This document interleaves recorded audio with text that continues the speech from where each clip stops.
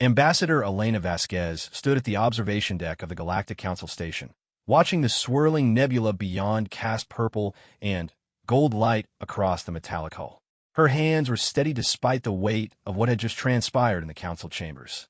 Behind her, the soft hum of alien conversations continued in dozens of languages, but she felt utterly alone. The talks had failed. 3 months of negotiations, compromises, and diplomatic dance had crumbled in a matter of hours. Ambassador, came the familiar voice of Commander Chun, her military liaison. The shuttle is ready. Earth Command wants us back immediately. Elena turned from the viewport, her expression carefully neutral. The other species representatives were still clustered in small groups throughout the station's common areas, their body language revealing everything their words had tried to hide. The Zalani delegation huddled together, their crystalline forms dim with what she'd learned to recognize as distress. The Korthak military advisors paced restlessly, their scaled hides shifting from green to yellow in agitation. Even the normally composed, ethereal collective seemed disturbed, their floating forms bobbing erratically. What's Earth's official response going to be? Chun asked quietly as they walked toward the docking bay. Withdrawal, Elena replied simply. Complete and total withdrawal from all galactic affairs. The commander's step faltered for just a moment. In the 6 years since humanity had been contacted by the Galactic Council, they had become increasingly integrated into galactic society. Human merchants traded across dozens of star systems. Human scientists collaborated on research projects spanning light years.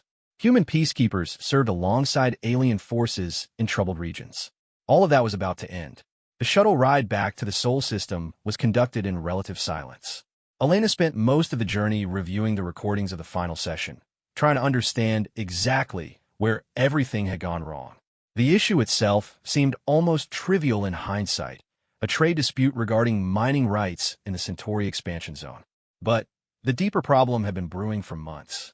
The Galactic Council operated on a consensus-based system that had worked for nearly 1,000 years among the established species. Decisions were made through careful deliberation, extensive debate, and, ultimately, unanimous agreement. It was a system built on patience, tradition, and the assumption that all species would eventually find common ground. Humanity, however, had proven to be remarkably impatient with this process. The problem, Elena had argued during one of the early sessions, is that by the time we reach consensus on mining rights, the asteroid belt in question will have been depleted by illegal operations. We need decisive action, not endless deliberation. The response from Council Speaker Thimal had been predictably diplomatic. Honored human representative, the wisdom of our ancestors teaches us that hasty decisions create lasting problems. A choice made in 3 months of careful consideration is superior to one made in 3 days of urgency. It was this fundamental philosophical difference that had ultimately doomed the negotiations. Humanity wanted efficiency, quick decisions, and practical solutions. The Council valued process, tradition, and unanimous agreement above all else. The breaking point had come when the human delegation proposed a radical restructuring of Council voting procedures. Instead of requiring unanimous consent, they suggested a system based on majority rule, with certain protections for minority positions. The proposal had been met with what could only be described as horror from the established council members. You seek to destroy a system that has maintained galactic peace for a millennium, the Korthak representative had hissed, his scales flashing angry red. This is not reform. This is revolution. Elena had tried one final compromise. What if we implemented a dual system? Traditional consensus for major policy decisions, majority rule for operational matters. The silence that followed had been deafening. Finally, Speaker Thimal had spoken for the entire council. The human proposal is incompatible with the fundamental principles upon which our society is built. We cannot accept any modification to our consensus-based governance structure. That's when Elena had done something that shocked everyone in the chamber, including herself. She had stood up, gathered her materials, and said simply, "Then humanity formally withdraws from all council affairs, effective immediately." The shuttle docked with the Earth orbital station 3 days later. Elena was surprised to find Director Harrison himself waiting in the docking bay, along with what appeared to be most of Earth's senior diplomatic and military leadership. "How bad is the reaction?" Elena asked without preamble as they walked toward the briefing room. See for yourself, Harrison replied, activating a holographic display that showed communication traffic from across the galaxy. The volume was staggering, thousands of messages pouring in every hour from government officials, business partners, scientific collaborators, and individual aliens who had formed relationships with humans. Most of it is panic, Harrison continued. The Zilani are convinced this is the beginning of some sort of human military campaign. The Korthak think we're planning to establish our own competing galactic government. The Ethereal Collective has requested an emergency session to discuss the human crisis. Elena studied the data streams with growing amazement. They're more upset about our withdrawal than they were about the original trade dispute. That's not even the interesting part, said General Morrison, Earth's senior military commander. Take a look at this. He highlighted a series of reports from the Outer Rim territories. Piracy incidents are up 40% in the last week. 3 different border conflicts have escalated. The Sector 7 mining consortium collapsed after their human partners pulled out, and now there's a resource war brewing. Elena sat down heavily. They weren't just negotiating with us. They were depending on us. More than they realized, Harrison agreed. Human peacekeeping forces were involved in maintaining stability in 17 different systems. Our merchants were providing critical supply lines to dozens of worlds. Our scientists were leading research projects that other species considered essential to their future development. The scope of humanity's galactic integration had grown so gradually that even Earth's leadership hadn't fully grasped how embedded they'd become in the broader galactic community. Humans had filled gaps in the galactic economy and power structure that the other species hadn't even realized existed. What's our next move? Elena asked. Harrison exchanged glances with the other officials. That's what we need to decide. We've got 3 basic options. First, we could try to reopen negotiations with the Council. Second, we can maintain our withdrawal, but establish bilateral relationships with individual species. Third, we could do exactly what we said, complete isolation. What's Earth Command's recommendation? General Morrison leaned forward. Isolation, at least temporarily. Let the galaxy see what it's like without human involvement for a while. It might give them some perspective on the value of compromise. Elena considered this. The human approach to problem-solving had always been pragmatic rather than philosophical. When something wasn't working, you tried a different approach. When a system was inefficient, you improved it. When negotiations stalled, you found alternative solutions. But the Galactic Council operated on entirely different principles. They valued stability above efficiency, tradition above innovation, and unanimous agreement above practical results. From their perspective, the human proposals weren't improvements. They were threats to the natural order of things. How long can we maintain complete isolation? Elena asked. Indefinitely, if necessary, Harrison replied. We've been building our infrastructure and defensive capabilities for 6 years. We're not dependent on galactic trade for survival, though it's certainly made things easier and more profitable. Elena walked back to the viewport and looked out at Earth hanging in the void below. The planet looked peaceful from this distance, its blue and white surface unmarked by the massive changes that were about to unfold. Humanity was about to find out if they could go it alone in a galaxy full of alien civilizations. More importantly, the galaxy was about to find out what it was like without humanity. Over the following days, Elena found herself spending hours reviewing intelligence reports from across known space. The immediate effects of humanity's withdrawal were already becoming apparent, and they were more dramatic than anyone had anticipated. The first major incident occurred in the Vega system, where human peacekeepers had been mediating a territorial dispute between the Zilani and a nomadic species called the Drift-Touched. Without human oversight, the conflict escalated into open warfare within hours.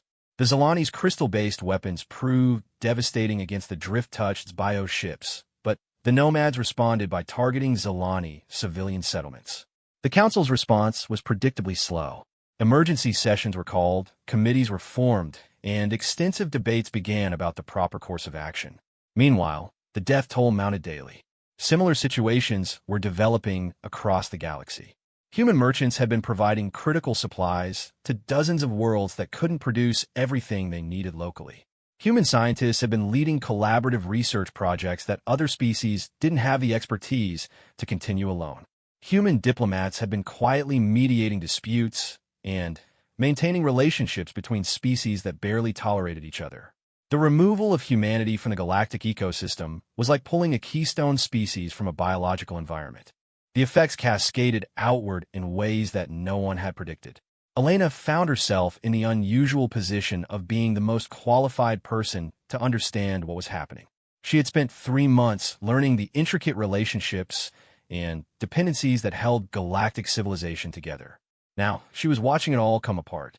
The Ethereal Collective has sent another request for emergency talks, Harrison informed her during their daily briefing. This is their 7th request in 4 days. What are they offering? They want to discuss modifications to existing council procedures that might accommodate human concerns while maintaining essential traditional frameworks. Elena almost smiled. It was the first time any council member had suggested that their procedures might need modification. Are they speaking for the full council? Unclear. The Korthak haven't responded to any communications. The Zilani are too busy dealing with their war to participate in diplomatic discussions. The smaller species seem to be waiting to see what the major powers decide. The communications array chimed with an incoming priority message. Harrison activated the display, and the image of Speaker Thymal appeared. The alien's usually composed demeanor showed clear signs of stress. His ceremonial robes were disheveled, and his large eyes had a frantic quality Elena had never seen before. Honored human representatives, Thymal began without the usual formal greetings. The Galactic Council requests immediate emergency consultation regarding the developing crisis situation. We are prepared to discuss temporary procedural modifications to accommodate urgent circumstances. Elena studied the speaker's image carefully. In all their previous interactions, Thymal had spoken slowly and deliberately, choosing each word with careful precision. This message was rushed, almost desperate. They're scared, Elena realized aloud. Harrison nodded grimly. Question is, scared of what exactly? Are they afraid of the chaos that's erupting? Or are they afraid that humanity might decide to become a competing power instead of just isolating ourselves? It was a crucial distinction.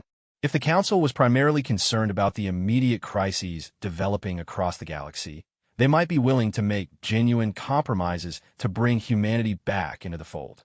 But if they were worried about humanity becoming a rival power block, they might be looking for ways to limit human influence while appearing to accommodate human concerns. Elena made her decision. Send a reply to Speaker Thymal. Tell him that humanity appreciates the Council's concern, but we're not interested in emergency consultations or temporary procedural modifications. If the Council wants to discuss meaningful reforms to their governance structure, they can send a formal proposal through proper diplomatic channels. Harrison raised an eyebrow. That's going to be seen as extremely provocative. Good, Elena replied. They need to understand that this isn't a negotiating tactic. We're not threatening to leave unless we get our way. We've already left. If they want us back, they need to offer something substantially different from what they rejected 3 weeks ago. The response to Elena's message came faster than expected, and from an unexpected source. Instead of another communication from Speaker Thymal, they received a direct transmission from Admiral Vexhai, the Korthak military commander responsible for galactic security. The Admiral's scaled features filled the screen, his yellow eyes intense with barely controlled emotion. Human ambassador, he began, his translated voice carrying undertones of frustration and grudging respect. The Korthak hegemony requests immediate bilateral discussions regarding regional security arrangements. Elena glanced at Harrison, who looked as surprised as she felt. The Korthak had been among the most vocal opponents of human proposals during the Council negotiations. The withdrawal of human peacekeeping forces has created security vacuum in 17 systems, Admiral Vexhai continued. Korthak forces cannot provide adequate coverage without significant resource reallocation that would compromise security in other regions. We require immediate consultation on alternative arrangements. The transmission ended abruptly, leaving Elena and her team staring at a blank screen. Well, Harrison said after a moment, I think we're about to find out just how much leverage humanity actually has in this situation. Elena nodded slowly. The Korthak request represented the first crack in the Council's united front. If individual species started breaking ranks to negotiate separate agreements with humanity, it would fundamentally alter the balance of power in the galaxy. The question was whether that would ultimately serve humanity's interests, or whether it would create new problems that would be even more difficult to solve. Outside the viewport, Earth continued its ancient rotation, oblivious to the cosmic chess game that was beginning to unfold among the stars.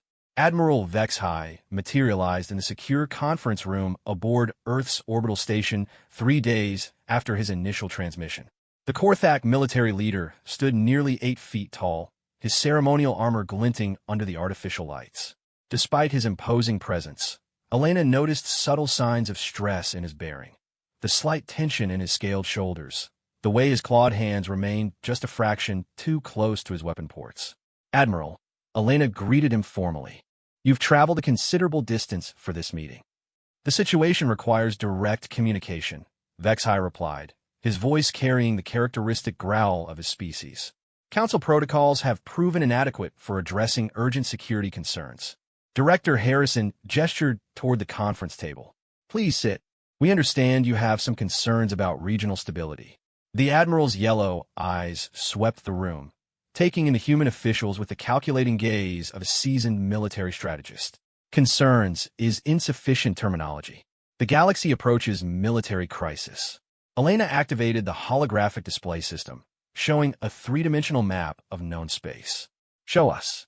Vexhai manipulated the controls with surprising dexterity, highlighting various systems in red. 17 conflict zones have escalated beyond manageable parameters since human withdrawal. The Zalani drift touched, war has expanded to include 3 additional species. Pirates have established permanent bases in 7 systems previously secured by human patrols. Border skirmishes between the Ethereal Collective and the Rim Confederacy threatened to destabilize an entire sector. The scope of the deterioration was staggering. In just 2 weeks, decades of careful peacekeeping work was unraveling across the galaxy. "Where are Council forces?" Elena asked. Overwhelmed, Vexhai admitted grudgingly. Council military doctrine emphasizes defensive positioning and graduated response protocols. "We are not equipped for simultaneous multi-front intervention operations." Elena studied the tactical display more carefully. The pattern was becoming clear. Human peacekeeping forces had been deployed primarily in volatile regions where quick, decisive action was required to prevent minor disputes from escalating into major conflicts. The Council's consensus-based military command structure simply couldn't respond fast enough to contain rapidly developing situations. "What exactly are you proposing, Admiral?" Harrison asked. "Bilateral security arrangement," Vexhai replied immediately. "Korthak hegemony and Human Federation joint operations in designated sectors, independent of Council oversight." Elena felt her pulse quicken. This was significantly more than a request for help. It was an invitation to establish humanity as an independent power bloc with military responsibilities spanning multiple star systems. "That would be a violation of your Council membership agreements," she pointed out. "Council agreements assume Council capability to maintain galactic stability," Vexhai countered. "Current circumstances demonstrate this assumption to be false."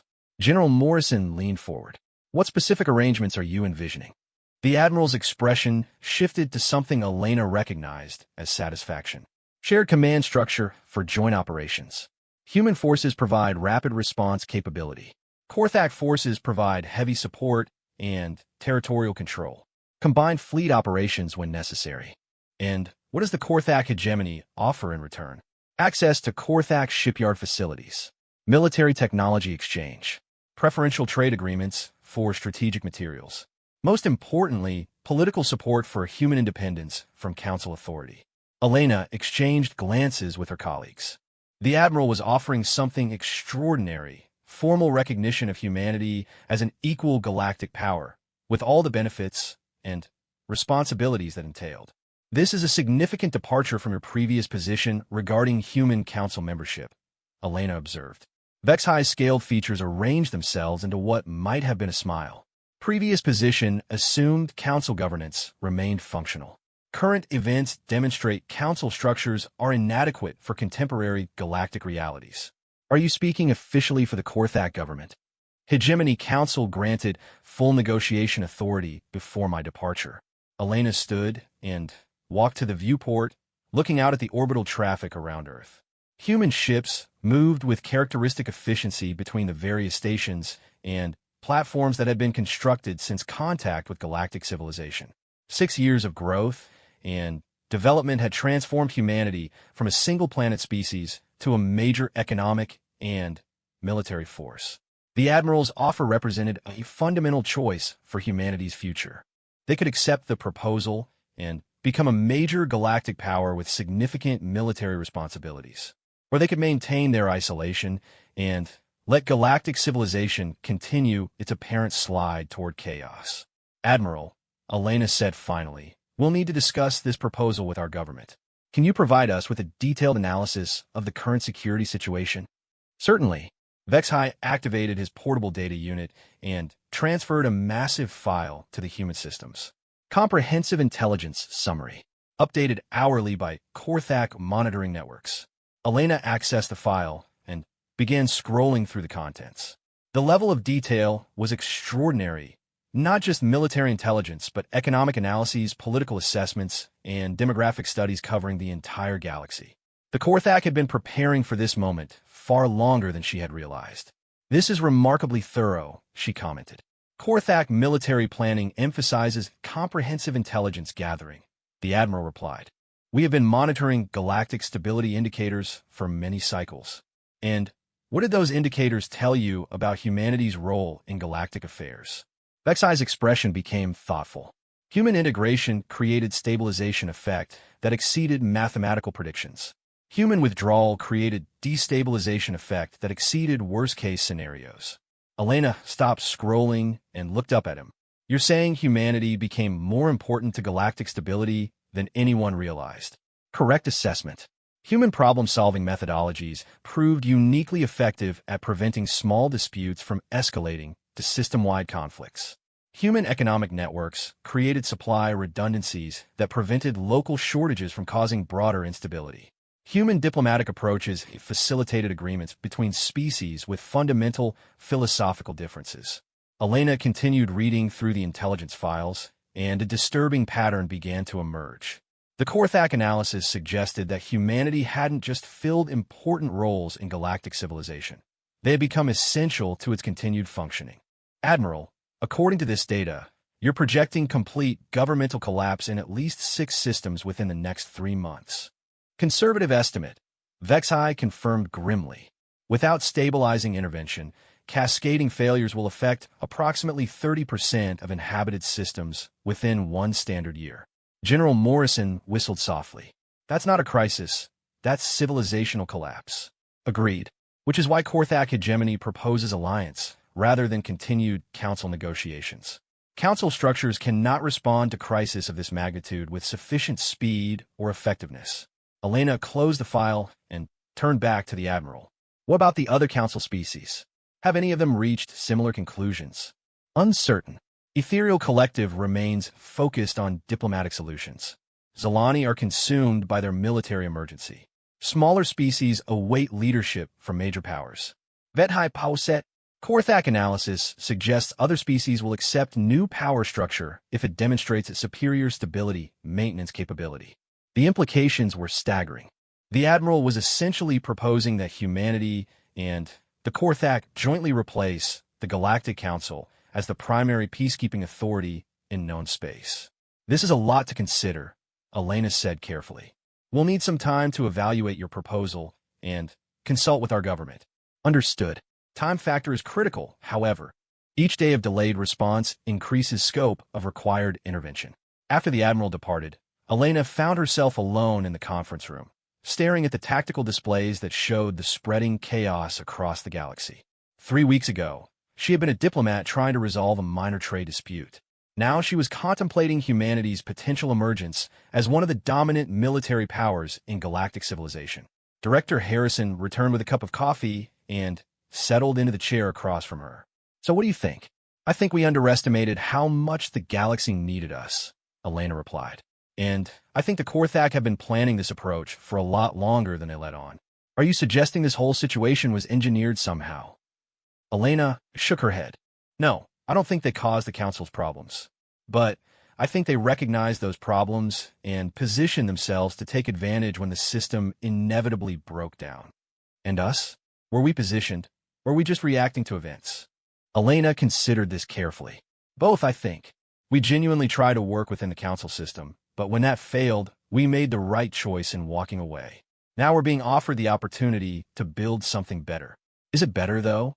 The Admiral is essentially proposing that we become galactic police officers. Maybe. Or maybe we become the foundation for a more effective form of galactic governance. Elena pulled up another section of the Korthak intelligence files. Look at this analysis of human integration effects. We didn't just solve problems, we changed how problems got solved. Harrison studied the data. Human methodologies proved more effective than traditional approaches. Exactly. We brought efficiency, pragmatism, and adaptability to a system that had become rigid and slow. The question is whether we can build something that preserves those advantages while maintaining long-term stability. And if we can't, Elena gestured toward the tactical display showing the spreading conflicts. Then galactic civilization collapses and everyone loses. They were interrupted by an urgent communication from the Orbital Traffic Control Center.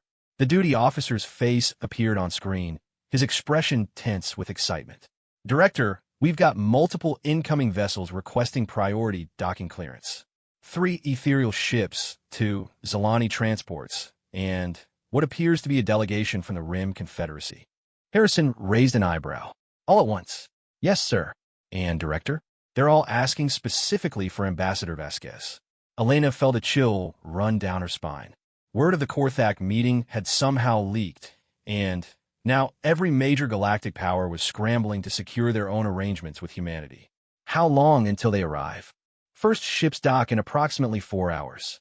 Elena stood up and began gathering her materials. Looks like our quiet period of isolation just ended. Over the next several hours, Elena found herself in the extraordinary position of hosting separate meetings with representatives from 5 different galactic powers, all of whom were suddenly very interested in establishing bilateral relationships with humanity. The Ethereal Collective's representative, a being called Thoughtkeeper Zephyr, offered technological exchanges and access to their advanced research facilities in return for human mediation services and peacekeeping support. The Zilani delegation, led by Crystal Singer Harmony, requested immediate military assistance in their ongoing war in exchange for exclusive mining rights and preferential trade agreements. The Rim Confederacy's ambassador proposed a mutual defense pact and combined exploration initiatives for uncharted systems. Each meeting followed a similar pattern. The aliens would begin with formal diplomatic language and traditional negotiation approaches, but as the discussions progressed, their desperation became increasingly apparent. They were all facing the same fundamental problem. Their existing systems for maintaining stability and resolving conflicts had proven inadequate without human involvement. Elena found herself in the remarkable position of being courted by civilizations that had previously treated humanity as junior partners in galactic affairs. "This is unprecedented," Director Harrison observed during a brief break between meetings. 6 months ago, we were struggling to get meaningful participation in council decisions. Now everyone wants exclusive access to human capabilities. "Because they're finally understanding what we bring to the table," Elena replied. "But also because they're afraid of being left out if we establish arrangements with their competitors." "What's our strategy here?" Elena looked out at the growing fleet of alien vessels surrounding the orbital station. "I think our strategy just changed from choosing whether to re-engage with galactic civilization to choosing how to reshape it entirely." The final meeting of the day was with a representative she hadn't expected, Speaker Thimal himself, who had made the journey from the council station despite the chaos surrounding his government. The speaker looked exhausted, his ceremonial robes wrinkled, and his usually perfect composure cracked with visible stress. "Ambassador Vasquez," he began without his usual formal preamble. "The Galactic Council formally requests emergency summit to discuss comprehensive reform of council structures and procedures." Elena studied the alien leader carefully. "What kind of reforms are you prepared to consider?" "All necessary modifications to restore galactic stability," Thimal replied immediately. "Modified voting procedures, revised decision-making protocols, enhanced operational efficiency measures. In other words, you're willing to implement the changes we originally proposed." Thimal's large eyes showed something that might have been pain. Original proposals were rejected due to philosophical concerns regarding traditional governance principles. Current circumstances have demonstrated that practical stability requirements may supersede traditional philosophical frameworks. Elena almost felt sorry for the speaker. He was essentially admitting that everything humanity had argued during the original negotiations had been correct, and that the Council's rigid adherence to traditional approaches had been a mistake. "Speaker Thymao," she said gently, "I appreciate your willingness to reconsider these issues. But you need to understand that the situation has evolved beyond the scope of our original proposals. Meaning that several galactic powers have already approached us about bilateral arrangements that would bypass the Council entirely." Elena activated the tactical display, showing the various ships surrounding the station. "We're no longer just talking about reforming the Council. We're talking about whether the Council remains relevant to galactic governance at all." The silence that followed was profound. Elena could see Thymao processing the implications of what she had just revealed. "You are considering alternative governance structures," he said finally. "We're considering all options, including the possibility that the current crisis demonstrates fundamental flaws in the Council system that can't be fixed through procedural modifications." Thymao stood slowly, his movements betraying his emotional turmoil. "The Galactic Council has maintained peace for 1,000 years. And in the last month, that peace has collapsed across dozens of systems," Elena replied. "The question isn't what worked in the past. The question is what will work going forward." After Thymao departed, Elena found herself alone again, surrounded by the detritus of the most intense day of diplomacy she had ever experienced. Her desk was covered with proposal documents, trade agreements, military pacts, and technological exchange offers. 3 weeks ago, humanity had walked away from galactic civilization because they couldn't get basic procedural reforms through the Council's consensus system. Now, they were being offered the opportunity to reshape galactic civilization entirely. The question was whether they were ready for that responsibility and whether the galaxy could survive the transition to whatever came next. Hastily expanded to handle the unprecedented decisions facing humanity. Representatives from every major nation and off-world colony filled the chamber, their faces reflecting the weight of choices that would reshape galactic civilization. "The situation is no longer about whether we rejoin the Galactic Council," Elena began, her voice carrying clearly through the chamber. "It's about what kind of galactic civilization emerges from this crisis." The holographic display behind her showed the current state of known space. Red zones marked active conflicts, yellow indicated economic disruption, and green represented stable systems. The amount of green had shrunk dramatically over the past month.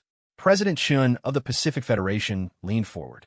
"Ambassador, you're asking us to essentially assume responsibility for galactic peacekeeping. That's a massive commitment. It's also a massive opportunity," Elena replied. "For the first time in galactic history, we have the chance to establish governance structures based on effectiveness rather than tradition." Secretary General Williams from the African Union raised her hand. "What are the risks if we decline these offers and maintain isolation?" Elena had hoped someone would ask this question. According to Korthak intelligence projections, continued galactic instability will result in complete governmental collapse in approximately 60 systems within 2 years. That includes disruption of trade networks, refugee crises affecting hundreds of billions of beings, and likely military conflicts that could spread to our own borders. The chamber erupted in concerned murmurs. Director Harrison stepped forward to provide additional context. "We've run our own analysis based on the intelligence we've gathered," Harrison said. "Isolation isn't really an option. If galactic civilization collapses, the resulting chaos will eventually reach Sol System whether we're involved or not. The question is whether we help shape what comes next, or whether we wait for the consequences to find us." Premier Volkov from Eurasian Republic stood up.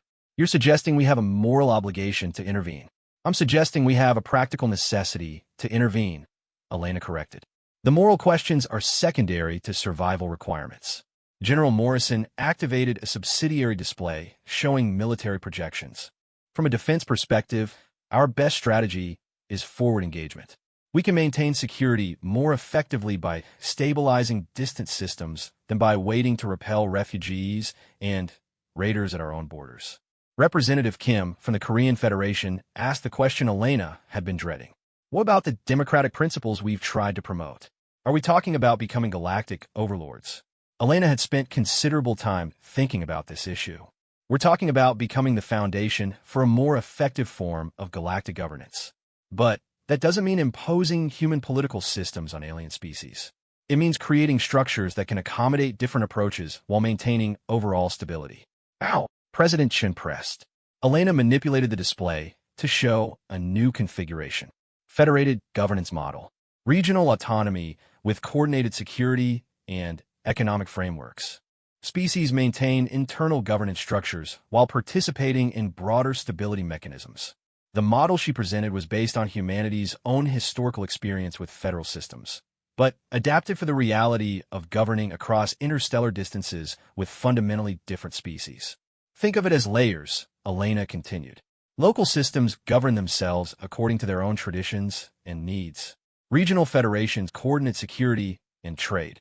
Galactic framework provides emergency response and conflict resolution. Secretary General Williams studied the display. And who controls the galactic framework? Initially, us, in partnership with species willing to adopt similar approaches. The Korthak have already indicated their support. The Ethereal Collective seems interested in a technological exchange that could form the basis for broader cooperation. What about enforcement? General Morrison asked. How do we ensure compliance without becoming an occupying force? Elena smiled. This was where human innovation could really make a difference. We don't enforce compliance. We make cooperation more beneficial than non-cooperation. She brought up economic projections that have been developed by humanity's best analysts. Systems that participate in the federated model get preferential trade access, security guarantees, and technological exchanges. Systems that don't participate miss out on those benefits, but aren't actively coerced. Positive incentive structures rather than punitive ones, Premier Volkov observed. Exactly. Most conflicts arise from scarcity or fear.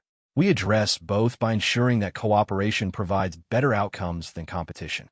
The debate continued for hours, covering everything from military logistics to philosophical principles. Elena found herself impressed by the depth of consideration the Earth Council brought to the discussion. They weren't just debating policy, they were trying to understand the long-term implications of humanity's emergence as a galactic power. Finally, President Chen called for a preliminary vote on the basic question. Should humanity accept the bilateral agreements being offered by various galactic powers as a stepping stone toward establishing a new form of galactic governance? The vote was closer than Elena had hoped, but clear enough to move forward. 67% in favor, 23% opposed, 10% abstaining. Over the following weeks, Elena found herself engaged in the most complex set of negotiations in human history. Rather than dealing with one proposal at a time, she was trying to weave together multiple bilateral agreements into a coherent framework that could serve as the foundation for broader galactic governance. The Korthak military alliance became the backbone of the security framework. Their experienced forces and extensive intelligence networks provided capabilities that humanity couldn't match, while human rapid response capabilities filled gaps that Korthak doctrine couldn't address. The Ethereal Collective's technological resources became the basis for economic development programs. Their advanced research facilities and theoretical expertise complemented humanity's practical engineering approaches. The Zalani mining expertise and the Rim Confederacy's exploration capabilities rounded out the emerging partnership. But the real innovation was in how these bilateral relationships were structured to support broader participation. We're not building an exclusive club, Elena explained to Admiral Vexhai during one of their regular coordination meetings. We're building a model that other species can join as they're ready. The Admiral scaled features showed approval. Expansion through demonstration rather than conquest.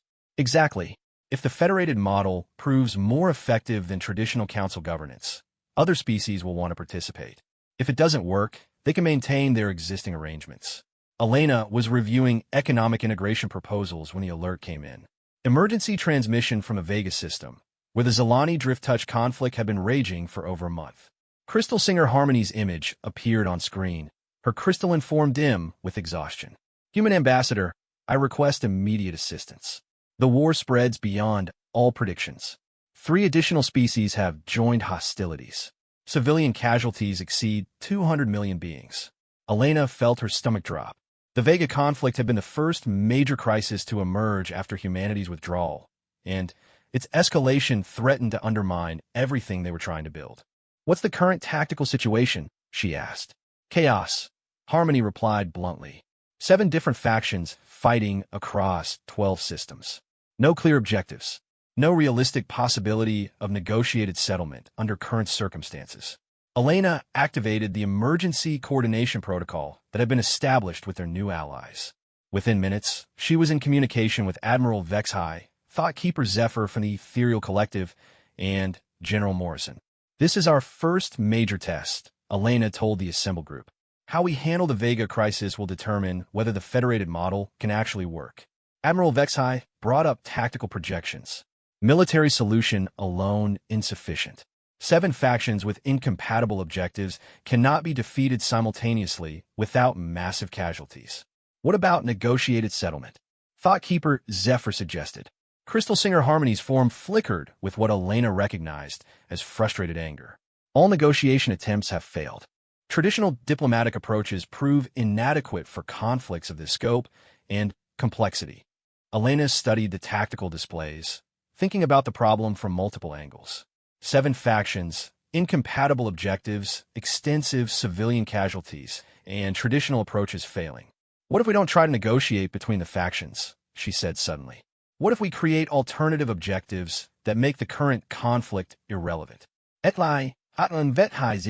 Elena manipulated the display to show the resource distribution across the contested systems. The original conflict was about territorial control of mining operations. The other factions joined because they saw opportunities to gain resources or settle old grudges. But what if we could provide better access to resources through cooperative development instead of territorial control? Thought Keeper Zephyr's form brightened with interest. Collaborative extraction protocols rather than competitive territorial division. With security guarantees for all participants, Elena continued, and long-term development programs that provide better outcomes than warfare. Crystal Singer Harmony studied the proposal. This requires species to abandon territorial claims in exchange for cooperative participation. Not abandon, Elena corrected. Transform. Instead of fighting over fixed territories, they participate in developing multiple sites across all the contested systems.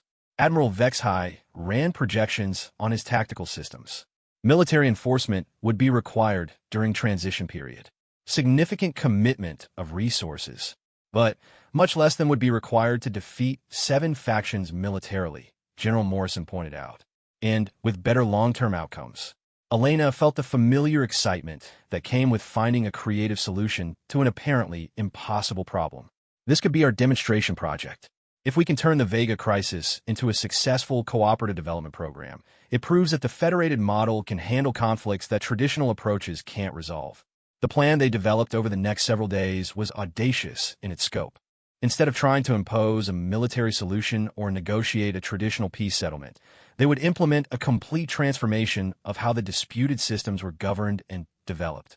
Each participating faction would receive guaranteed access to resource extraction operations across all contested systems, with output allocations based on contributed labor and expertise rather than territorial control. Security would be provided by joint human Korthak peacekeeping forces. Development programs will be managed through ethereal collective technological frameworks. The proposal faced immediate skepticism from the warring factions. "You ask us to abandon ancestral territorial claims," protested the Drift Touch clan leader. "You ask us to work alongside enemies who have killed our people," said the Zalani Council representative. Elena addressed each objection directly. "We're asking you to choose between continuing a war that's killing millions of your people with no realistic prospect of victory and participating in a program that provides better outcomes for everyone involved." The breakthrough came when Crystal Singer Harmony announced that the Zalani would participate in the program on a trial basis. Her endorsement carried significant weight with the other factions, several of whom had been waiting to see which way the most powerful local species would move. Within a week, 5 of the 7 factions had agreed to participate in the cooperative development program. The remaining 2 factions found themselves increasingly isolated as their recruitment pools dried up and their resource access became limited. The implementation of the Vega Cooperative Development Project became humanity's first major demonstration of the federated governance model. Joint peacekeeping forces established security zones around major resource sites. Technological teams began implementing extraction and processing improvements that increased overall output while reducing environmental impact. Administrative frameworks were established that provided transparent allocation of resources and profits. Most importantly, the project created a working example of how different species could cooperate effectively while maintaining their distinct cultural identities. Elena found herself spending more time in the Vegas system than she had anticipated, personally overseeing the transition from conflict to cooperation. The work was exhausting, but exhilarating. Every day brought new challenges that required creative problem-solving. The output projections are exceeding expectations, reported Dr. Sarah Kim, the human economist assigned to monitor the project development. All participating factions are receiving significantly more resources than they were fighting over. What about social integration? Elena asked. That's more complex. The species are working together effectively on practical tasks, but social barriers remain significant. Elena nodded. Cultural integration would take time, but functional cooperation was the important first step. The real test came 6 weeks into the project, when a dispute arose between two factions over mining rights in a newly discovered asteroid field. Under the traditional approach, this would likely have reignited the broader conflict. Instead, the dispute was processed through the Cooperative Framework's conflict resolution mechanism. Within 3 days, a solution had been developed that provided both factions with access to the resources while maintaining overall system stability. Word of the Vega's success began spreading throughout the galaxy faster than Elena had expected. Species that had been watching cautiously from the sidelines began expressing interest in federated development programs for their own regions. More significantly, several species that had remained loyal to the traditional Galactic Council began questioning whether the Council's approach was still viable. Elena received a communication from Speaker Thymau that illustrated the changing dynamic. Ambassador Vasquez, the speaker began, his formal composure intact but his underlying tension clearly visible. The Galactic Council requests detailed information regarding the Vega Cooperative Development Project protocols. Of course, Speaker. All project documentation is available for review by interested parties. The Council wishes to understand whether similar approaches might be applicable to other conflict zones. Elena paused before responding. This was the moment she had been hoping for. The traditional galactic leadership acknowledging that alternative approaches might be necessary. Speaker Thymau, the federated governance model, is designed to be scalable and adaptable. We'd be happy to discuss how similar programs might be implemented elsewhere. Such discussions would require formal council consideration and approval through appropriate consensus mechanisms.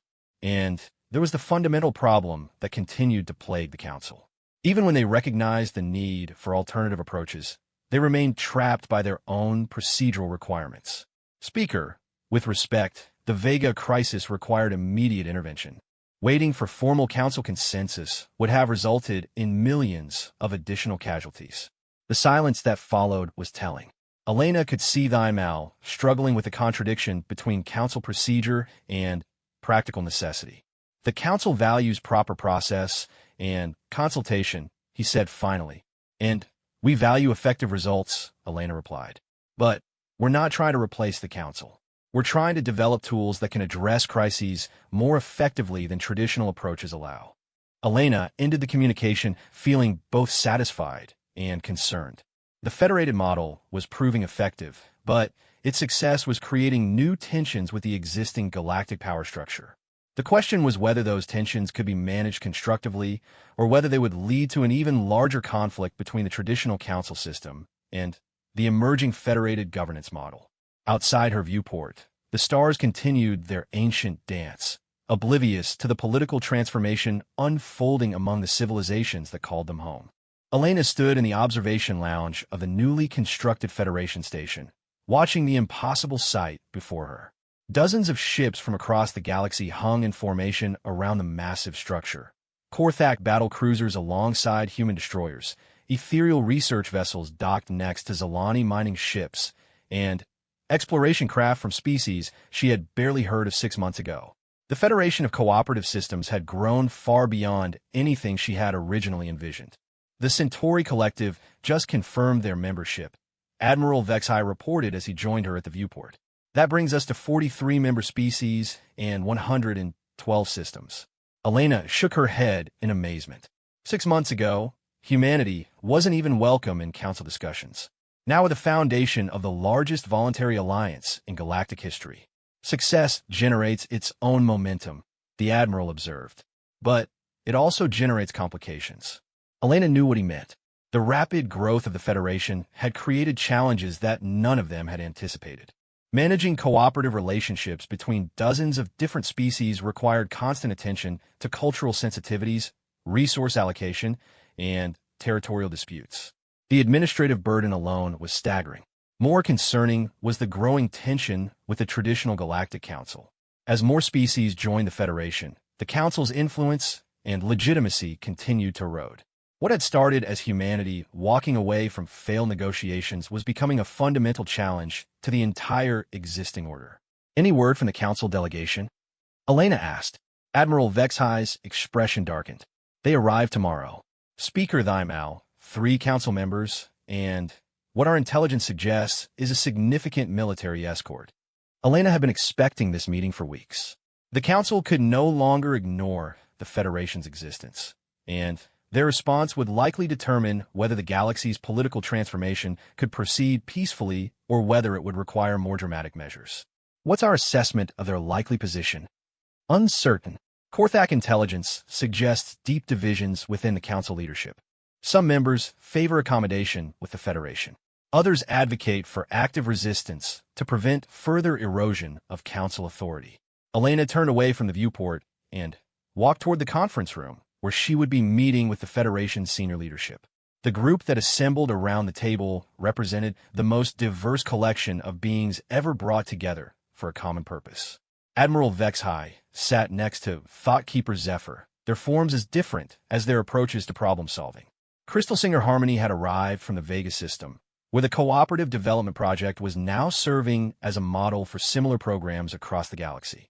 General Morrison represented humanity's military interests, while Dr. Kim provided economic analysis. The newest members were equally diverse. Commander Nexus from the Silicon-based Crystalline Hegemony brought unique perspectives on resource utilization. Explorer Prime Wanderer from the nomadic Drift-Touched offered insights into frontier development. Even Representative Sage from the enigmatic Deep Dwellers had agreed to participate in Federation planning. The question before us, Elena began, is how to respond to the Council's formal diplomatic mission. They're clearly concerned about our continued expansion, and we need to decide whether accommodation is possible or whether we're headed for direct confrontation. Thought Keeper Zephyr's form brightened with interest. Accommodation would be preferable from a stability perspective. Confrontation carries risks of galactic-scale conflict. But accommodation may not be possible, Commander Nexus pointed out, his crystalline voice resonating through the chamber's communication systems. The Council's governance model is fundamentally incompatible with Federation efficiency requirements. Elena had been thinking about this problem extensively. Maybe the issue isn't whether the Council can adapt to work with us, but whether there's room for both approaches to coexist. Elena activated the holographic display, showing the current distribution of Federation and Council influence across the galaxy. Look at the pattern. Federation members are primarily species that value efficiency, adaptability, and rapid response. Council loyalists tend to prioritize tradition, consensus, and gradual change. Different species, different approaches, Crystal Singer Harmony observed. Exactly. Maybe the solution isn't to replace the Council with the Federation, but to establish clear spheres of influence where each approach can operate effectively. General Morrison leaned forward. You're talking about formal partition of galactic governance. I'm talking about acknowledging reality. Some species will never be comfortable with Federation methods, and some will never be satisfied with Council procedures. Instead of forcing everyone into one system, we create frameworks that allow both to exist. Dr. Kim brought up economic projections. That could work if we can establish clear trade and interaction protocols between the two spheres. The key would be preventing economic competition from becoming political conflict. Explorer Prime Wanderer had been silent throughout most of the discussion, but now his translated voice filled the chamber.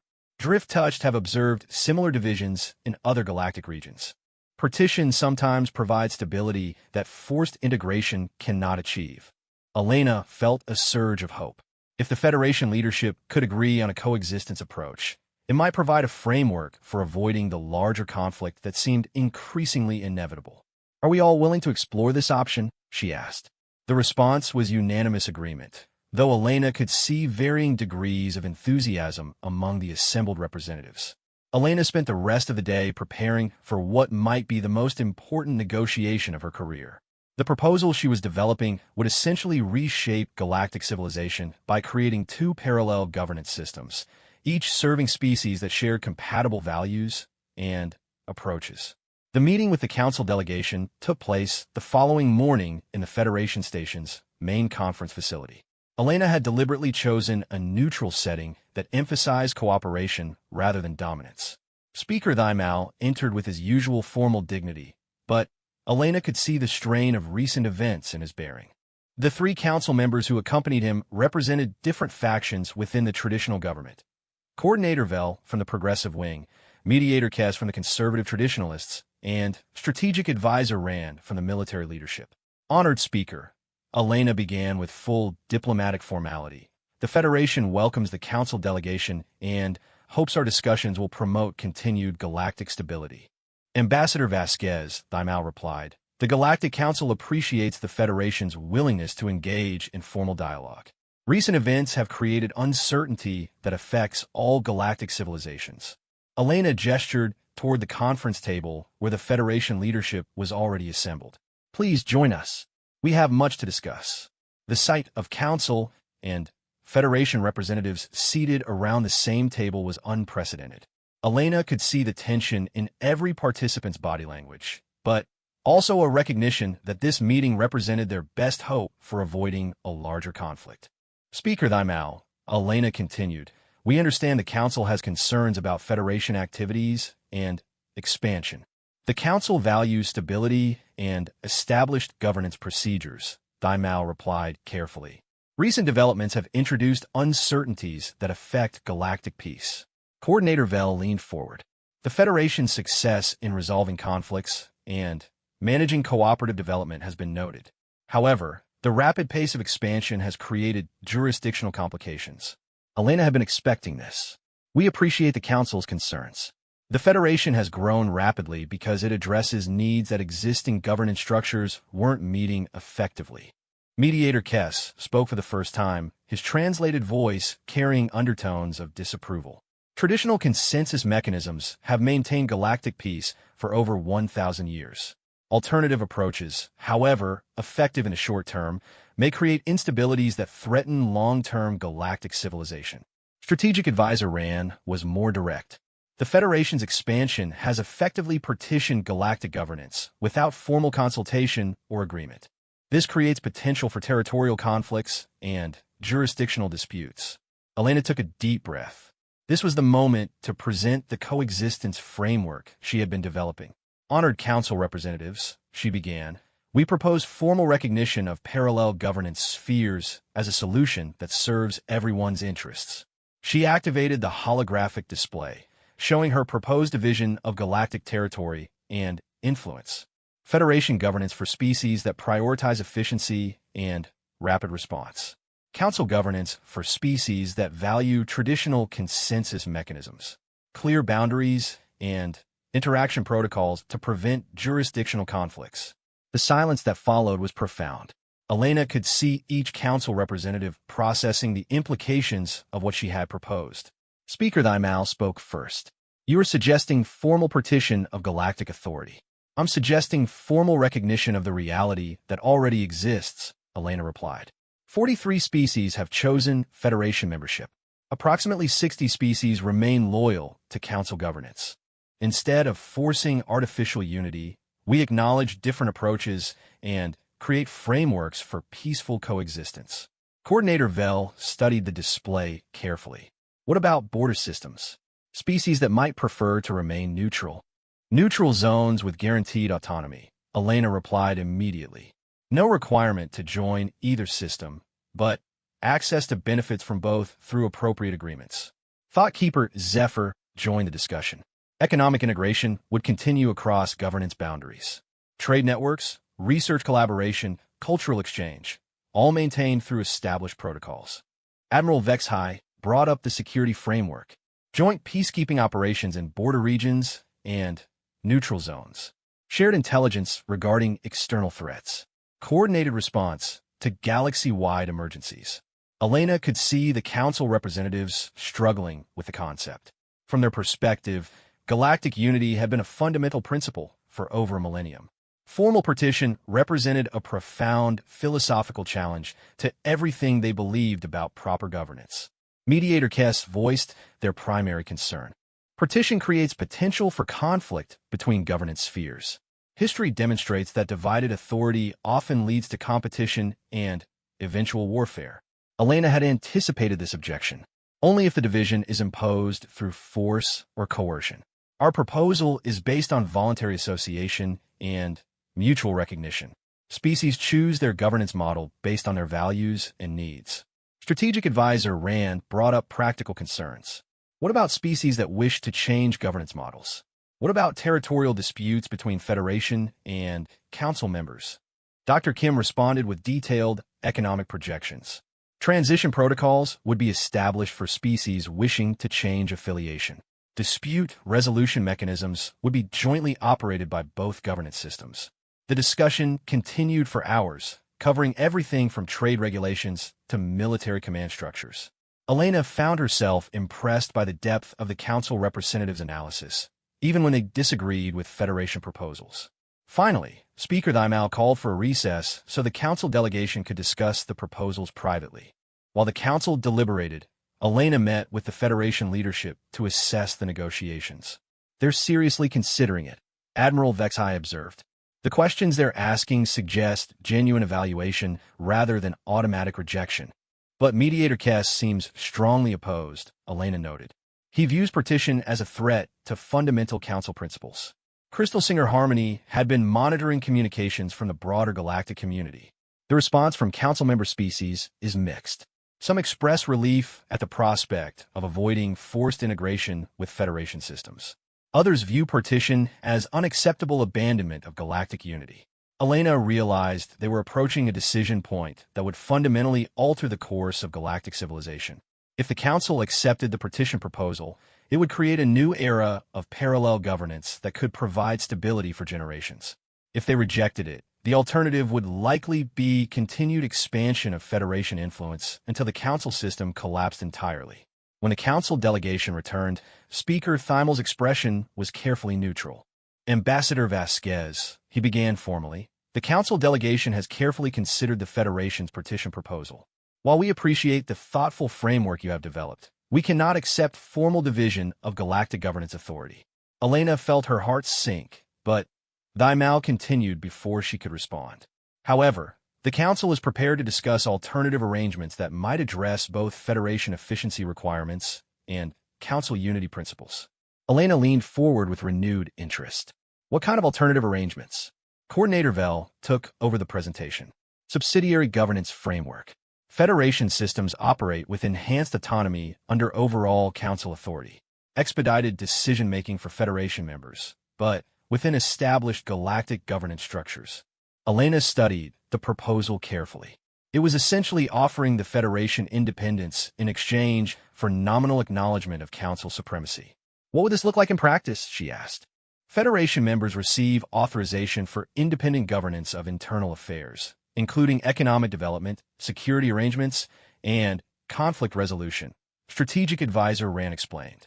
Council maintains authority over galaxy-wide policy, interspecies law, and external relations.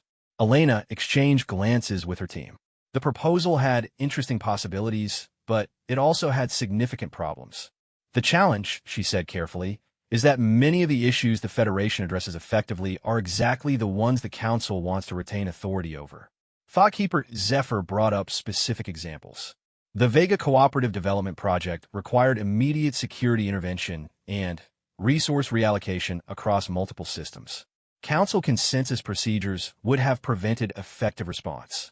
Speaker Thimal nodded slowly, which is why the Council proposes emergency authorization protocols for Federation operations. Expedited approval for time-sensitive interventions.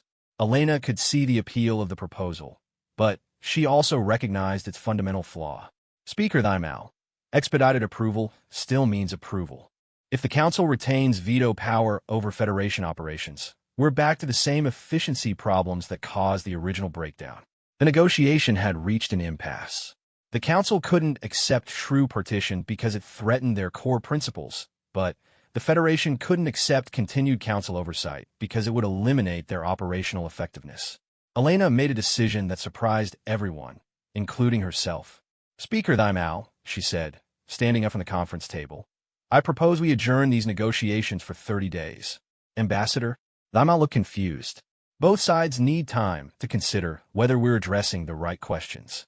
Maybe the issue isn't how to divide authority between existing systems, but whether there are entirely different approaches we haven't considered yet." Elena looked around the table at the assembled representatives from across the galaxy. 30 days to think creatively about solutions that serve everyone's interests. Then, we reconvene with fresh perspectives. As the Council delegation departed, Elena found herself wondering whether she had just gained valuable time to develop better solutions, or whether she had simply postponed an inevitable confrontation.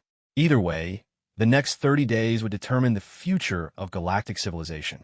Elena stood alone in her private quarters aboard Federation Station, staring at the communication device that would change everything. 3 weeks into the 30-day recess, she had received an encrypted message that no one had expected. Not from a Galactic Council, not from Federation members, but from species that had remained neutral in the growing divide between the two governance systems. The message was simple, but profound. Neutral Species Collective requests Trilateral Summit to discuss alternative governance framework. New approach required. The Neutral Species Collective had emerged organically during the past months as more species found themselves uncomfortable with both traditional Council consensus mechanisms and Federation efficiency protocols.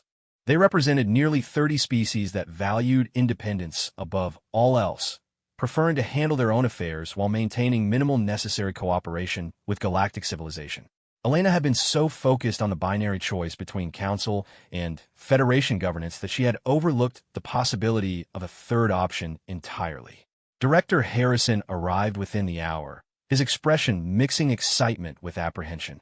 "This changes everything," he said immediately. "If the neutrals are proposing their own governance framework, we're looking at potential three-way partition of the galaxy.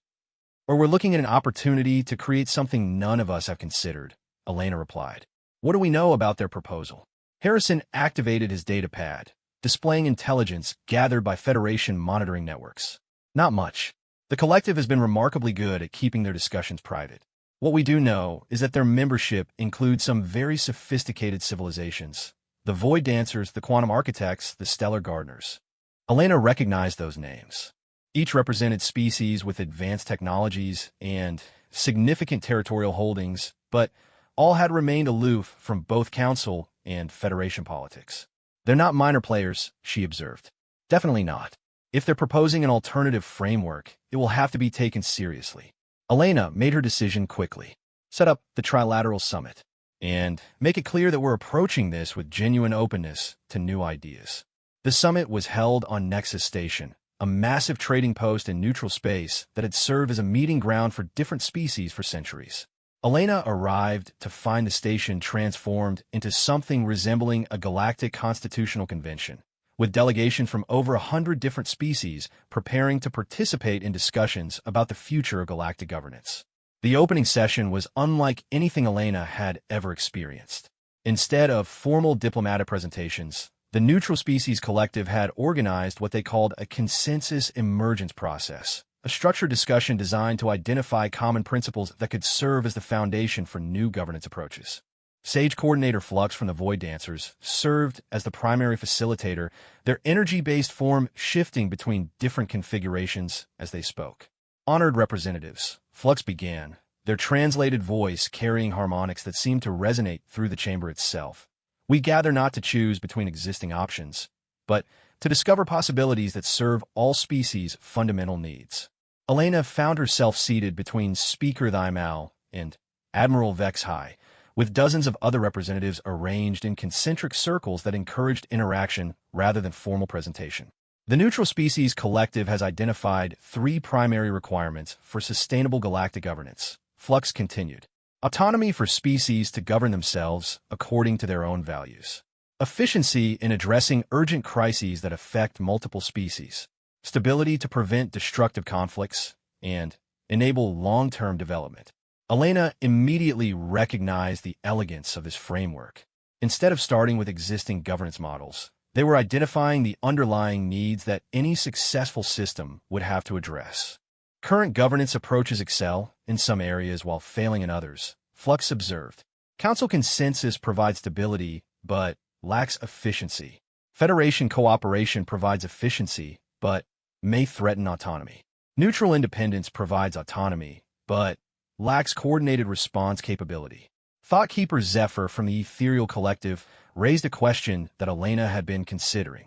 How do we develop systems that provide all three requirements simultaneously? By abandoning the assumption that single governance models must serve all needs, replied Architect Prime Geometric from the Quantum Architects. Multiple governance layers, each optimized for different types of decisions. Elena felt a surge of excitement as she began to understand the direction of their thinking. Over the following days, the Trilateral Summit developed into the most creative problem-solving session Elena had ever witnessed. Instead of negotiating between competing proposals, representatives from across the galaxy worked together to design entirely new approaches to galactic governance. The breakthrough came when Dr. Kim, working with economists from a dozen different species, presented an analysis of decision-making requirements across different types of galactic issues. The problem with single governance models, Dr. Kim explained, is that different types of decisions require different decision-making approaches. She activated a holographic display showing the analysis results. Emergency crisis response requires immediate action by qualified experts. Long-term policy development benefits from extensive consultation and consensus building. Resource allocation works best through market mechanisms. Cultural issues should remain under local control. Sage coordinator fluxes form brightened with understanding. Different governance mechanisms for different types of decisions. Exactly, Elena said, seeing the full implications for the first time. Instead of one governance system trying to handle everything, we create specialized systems optimized for different kinds of decisions. Speaker Thimal leaned forward with interest. Explain how this would function in practice. Dr. Kim brought up detailed organizational charts. Emergency response authority for crisis situations. Rapid deployment of qualified experts with temporary authorization to take necessary action. Galactic Policy Council for long-term planning and broad policy framework. Traditional consensus mechanisms for decisions that affect fundamental galactic structure. Economic coordination network for trade and resource issues. Market-based systems with regulatory oversight. Cultural autonomy zones for internal species governance. Complete local control with non-interference guarantees. Elena could see the elegant logic of the approach. Each system operates according to methods that work best for that type of decision. But they're all coordinated to prevent conflicts and ensure comprehensive coverage. Admiral Vexhai brought up military considerations. Security operations could span multiple systems depending on the nature of the threat. Emergency authority for immediate response. Policy Council for strategic planning, economic networks for resource procurement, autonomous zones for recruitment and training. The more they explored the layered governance concept, the more Elena realized its potential. Instead of forcing diverse species into incompatible governance models, it provided frameworks that could accommodate different approaches while ensuring effective coordination. But the real test came when they began working through specific scenarios. Consider the original trade dispute that initiated these discussions, Thoughtkeeper Zephyr suggested. How would layered governance handle mining rights conflicts? Elena walked through the process step by step. Emergency Response Authority evaluates whether immediate intervention is needed to prevent conflict escalation. Economic Coordination Network develops resource allocation frameworks based on market principles and technical requirements. Galactic Policy Council establishes long-term policies for territorial development. Cultural autonomy zones ensure that local species maintain control over their traditional territories. Speaker Thimal studied the proposed framework carefully. This approach preserves council authority over fundamental policy while allowing efficient response to urgent situations. And it preserves species autonomy while providing coordinated support for issues that exceed local capabilities, added Architect Prime Geometric. Elena felt a growing sense of possibility. The layered governance model seemed to address the fundamental concerns that had driven the original crisis while creating opportunities for innovation and growth. But implementing such a complex system would require unprecedented cooperation between species that had barely been able to agree on simple trade regulations. The question, Elena said, is whether we can actually make this work in practice. Sage coordinator Flux's form shifted to configurations Elena interpreted as confident determination. The neutral species collective proposes 6-month trial implementation in designated test sectors, voluntary participation, reversible commitments, comprehensive evaluation of results. The proposal was audacious, essentially rebuilding galactic governance from the ground up based on experimental approaches. But it was also the first framework that seemed to offer genuine solutions to the problems that had been plaguing galactic civilization for years. Elena looked around the chamber at representatives from over 100 species, many of whom had been enemies or strangers just months before. Are we prepared to vote on trial implementation? The vote was closer than Elena had hoped, but decisive enough to move forward. 73% in favor, 18% opposed, 9% abstaining. The 6-month trial period became the most intensive period of political experimentation in galactic history. Elena found herself coordinating between multiple governance layers while trying to maintain her sanity in the face of constant crisis management and system adjustment. The Emergency Response Authority proved its value within weeks, successfully containing 3 separate conflict situations that could have escalated into system-wide wars. The rapid deployment of qualified experts with temporary authority to take necessary action prevented the kind of escalation that had characterized the Vega crisis. The Economic Coordination Network revolutionized galactic commerce by creating market-based resource allocation systems that were both more efficient and more fair than traditional territorial approaches. Species gained access to resources based on their ability to contribute value rather than their historical territorial claims. The Galactic Policy Council proved that traditional consensus mechanisms could work effectively when they focused on long-term strategic issues rather than operational details. Major policy frameworks were developed through extensive consultation and deliberation, providing stability and predictability for long-term planning. Most importantly, the cultural autonomy zones demonstrated that species could maintain their distinct identities and governance traditions while participating effectively in broader galactic cooperation. But the real success of the layered governance model became apparent when the first major external threat emerged. Elena was reviewing trial period data when the alert came in: massive energy signatures detected in the previously unexplored outer darkness region, with preliminary analysis suggesting artificial origin and potentially hostile intent. The response was immediate and coordinated. The Emergency Response Authority deployed scout fleets and established defensive perimeters within hours. The Economic Coordination Network began resource mobilization for extended operations. The Galactic Policy Council initiated strategic planning for potential first contact scenarios. Cultural autonomy zones contributed specialized capabilities and expertise while maintaining their own decision-making authority. The mysterious signals turned out to be from a previously unknown civilization that had been monitoring galactic affairs for years, waiting to see whether the various species could develop stable cooperative relationships. Their eventual contact message was simple but profound: you have achieved coordination without uniformity. We are ready for formal interaction. Elena stood once again at the observation deck, but this time she was looking out at something unprecedented: a galaxy where dozens of species work together effectively while maintaining their distinct identities and values. The layered governance model had proven that diversity could be a source of strength rather than division. Director Harrison joined her at the viewport, his expression reflecting the amazement they all felt. So the talks didn't exactly fail, he observed. Elena smiled. No, they didn't.